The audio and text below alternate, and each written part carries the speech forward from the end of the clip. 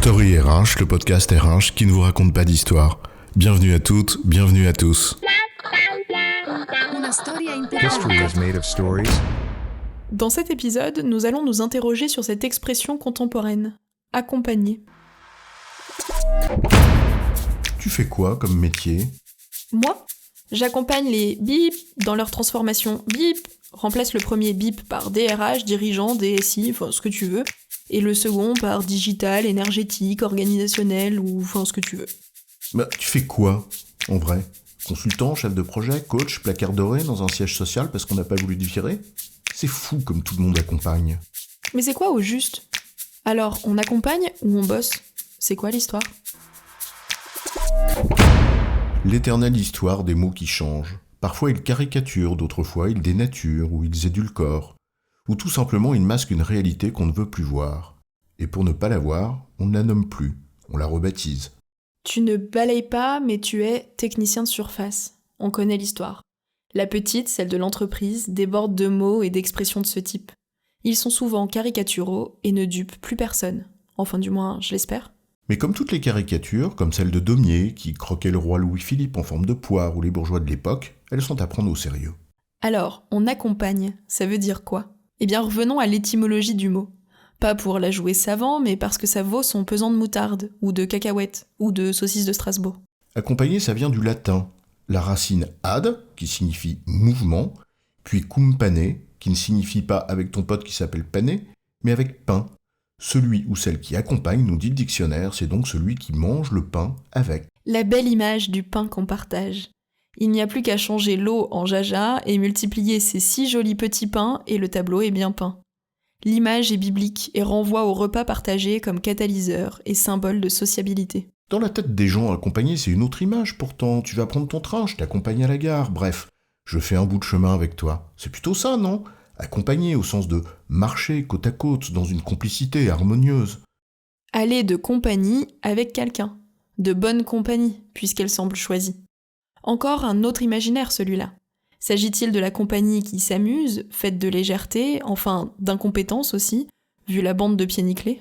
Ou l'image du Sherpa, du porteur d'eau, bref, la mule. Celle qui porte la part de charge que tu ne portes pas, ou celui qui prépare les dossiers, pour toi, comme en politique. Enfin, en substance, celui qui bosse en fermant sa gueule, pendant qu'un autre ou une autre prend la lumière. Mais c'est un autre sujet. Le dictionnaire propose d'autres définitions d'ailleurs, toutes aussi évocatrices pour celui ou celle qui veut bien imaginer ce que cela peut bien vouloir dire pour un consultant par exemple. Suivre par honneur. Honneur et fidélité de celui ou celle prêt à se sacrifier au nom de quelque chose qui lui est supérieur. Toutes les valeurs de la chevalerie en toile de fond. Enfin, surtout que là, en l'occurrence, ce qui est supérieur, c'est celui qui paye quand même. Ne jamais oublier la reconnaissance du ventre, c'est ça ? Allez, une autre suggestion du dictionnaire. Conduire en cérémonie. Il ne manque plus que l'hôtel et les grains de riz à la fin.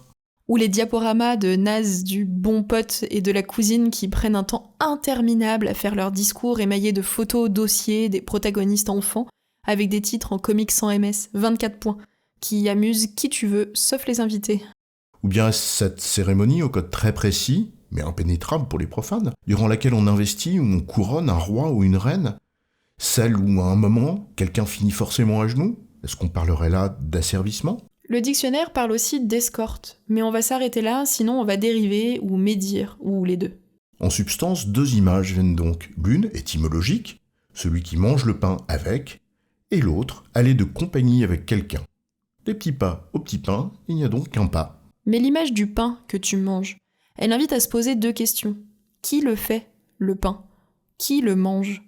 Les petits pains que tu multiplies par miracle ou simplement parce que tu as bossé ? Et tu en manges 1 ou 2 avec celui qui te les a demandés ? C'est bien, ça crée de la valeur. Mais le pain que tu bouffes sur le dos des autres, c'est-à-dire celui que tu ne produis pas, mais que tu manges, c'est la laine des moutons.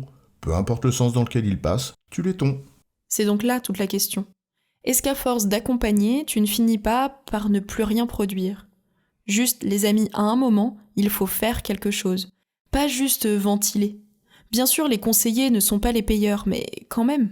Ce qui est d'autant plus étonnant, au fond, c'est que l'utilisation exagérée de cette expression va de pair avec ce que les praticiens en entreprise ne veulent plus. Du vent, du bruit, des gesticulations. Ils attendent que tu délivres de la valeur, observable, tangible. Alors, accompagner, Oui, bien sûr, puisque celui qui accompagne n'est pas aux commandes. Mais qu'il ou elle soit au moins un vrai copilote, qui produit quelque chose de réellement utile et pas une valise de plus qui alourdit le véhicule.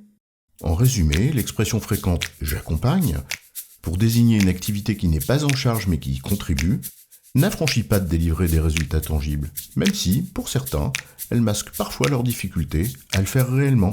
J'ai bon, chef ? Oui, tu as bon, mais on va pas en faire toute une histoire.